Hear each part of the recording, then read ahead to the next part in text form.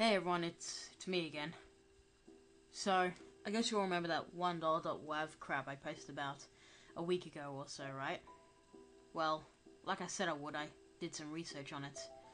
Simply searching for 1dollar.wav on Google yielded no results. I asked on a message board about the file, but no one seemed to have even heard of it before. That is, until I got a reply from some guy saying he knew of the file and had bad times with it. It went as followed. Don't even remind me. 1dollar.wav. It's amazing how much trouble a 4-minute sound clip of heavily distorted music can cause. But it was years ago. Some person on Craigslist was selling a computer with Windows XP already installed on it. At the time, Vista was still in beta and 7 didn't even exist yet. I went to a house in Cleveland to pick up the computer. I brought it home and turned it on. I noticed a WAV file in the Windows media folder entitled 1dollar.wav. Curious, I opened it and listened to it. It was nothing special, perhaps a little creepy, but it didn't interest me. I closed it and went to the bathroom. I came back to the computer and I couldn't believe what I saw. Everything was changed to dollars or some crap, and a bunch of error messages titled 1dollar.wav appeared. I tried using my antivirus to fix what I instantly took as a virus, but it wouldn't open. I tried turning off the computer, but it wouldn't turn off, no matter what. The only thing that worked was unplugging it. I tried to boot in safe mode and use my antivirus there, but upon trying to open it, my computer made this bizarre noise and shut off, and refused to turn back on. I don't mean it refused to boot the OS, it literally wouldn't power on, as if it weren't even plugged in. The next day, my computer was gone, with just a singular dollar bill in its place. I know it sounds insane, and you probably won't even believe me unless you've had a similar experience with the file yourself. Cleveland. eBay had told me that this item was located in Cleveland, Ohio. I now had a new mission: track down the person that sold me the installed disk.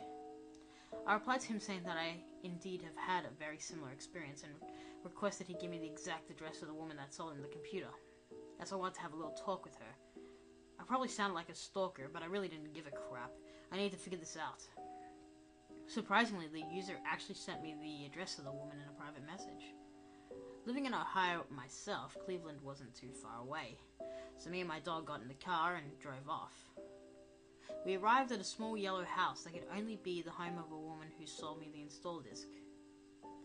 We walked up to the front door and rang the doorbell. A woman almost instantly answered the door. She seemed to be an elderly woman, short and stout with white hair tied up in a bun. Then I looked into her eyes. Oh man, those eyes, they seeped through me and into my soul, hungrily examining it, seeing if I was suitable to feast upon. I almost sprinted back to my car and drove off right then, but I couldn't. I had a mystery to solve.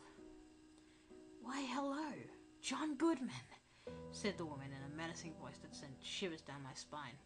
The first thoughts that went through my mind was, oh dear, she knows my name? Oh God, help me. My dog started growling threateningly at the woman. It took all of my courage to finally splutter out, "Look, I don't have time for fooling around. What is this 1dollar.wav, and why did you put it in my Windows XP install disk?" "Oh, I can't tell you that," cackled the woman, who I was now certain was no good.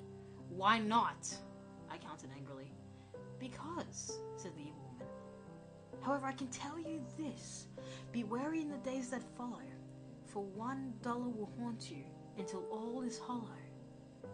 And before I could say another word, the woman shut the door on me, cackling wickedly.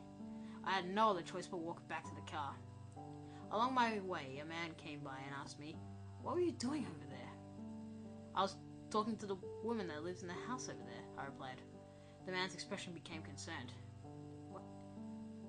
No one's lived in that house for over 10 years. I looked at the house, but instead of a bright yellow, cheery house that I'd seen when I arrived there was a crumbling, abandoned foundation with a wooden plank nailed to the front door saying "condemned" in green letters. But I was just talking to an elderly woman that lived there a minute ago," I argued, all the color drained from the man's face. "Elderly woman?" "Yes," I said. "You know, with her hair all tied up in the bun and whatnot."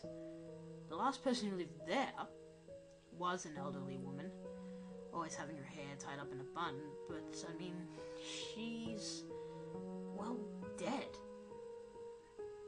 So, I didn't actually find out much of anything about 1dollar.wav, but apparently it was created by a fucking ghost. Interesting, but it was no laughing matter. I realized that the moment I saw that dang woman out of the corner of my eye, giving me that freaking soul-devouring stare and smiling like a maniac. When I focused on her, she disappeared. I then proceeded to squint out of the room and hide under a blanket for the rest of the night. When I dared go back to the living room, a dollar bill lay on the floor where the